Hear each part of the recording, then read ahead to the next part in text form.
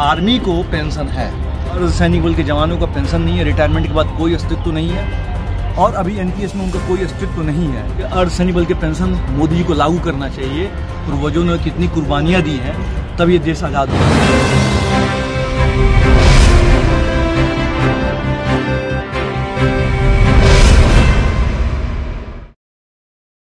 आज हम शहीद स्मारक स्थल पे हैं, जहाँ पे बहुत लोग शहीद हो गए और शहीद स्मारक स्थल की बहुत बड़ी चीज़ें याद दिला रही है कि हमारे पूर्वजों ने कितनी कुर्बानियाँ दी हैं, तब ये देश आज़ाद हुआ है। भारत पाकिस्तान युद्ध, भारत चाइना युद्ध, भारत पाकिस्तान युद्ध तथा अन्य युद्धों को देखते हुए आप देख सकते हैं, जब एक परिवार का जवान जब शहीद होता है तो ऐसे ही दिखा जाता है सीधा पट पर।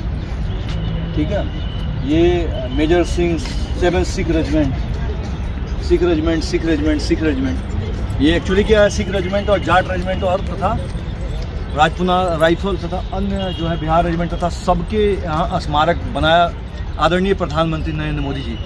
लेकिन देश के आर्मी को पेंशन है, क्या है, पेंशन है। और वहीं पे सेंट्रल आर्म पुलिस फोर्स का जो मेमोरियल बना हुआ है, आपको उस मेमोरियल तो बना हुआ है, बहुत बेहतर बनाया है मोदी जी ने, नज़दीक आइए, मोदी जी ने बहुत बेहतर बनाया, लेकिन पेंशन नहीं है देश के जवानों का और सैनिक बल के जवानों का पेंशन नहीं है। रिटायरमेंट के बाद कोई अस्तित्व नहीं है और अभी एनपीएस में उनका कोई अस्तित्व नहीं है।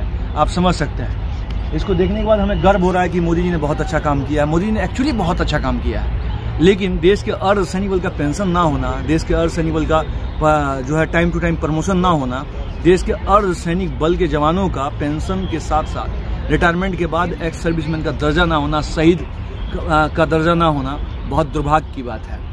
ना गोली जात पात भेदभाव करती है, ना बूट भेदभाव करता है और ना ही कोई अन्य चीज़ भेदभाव करता है। फिर देश के अर्धसैनिक बल को पेंशन क्यों नहीं? और इस मुद्दे पे कोई बात करने को तैयार नहीं है। हाई कोर्ट से जीतने के बाद सुप्रीम कोर्ट जा चुके हैं और आज इस मामले को ध्यान में रखते हुए ये हमें लांस नायक हौलार गुरदेव सिंह सिख रेजिमेंट, इन सभी लोगों को पेंशन था। ये देश के लिए शहीद हो गए, इनके परिवार को पेंशन है, लेकिन जो शहीद होता है उसकी भरपाई शायद कोई नहीं कर सकता।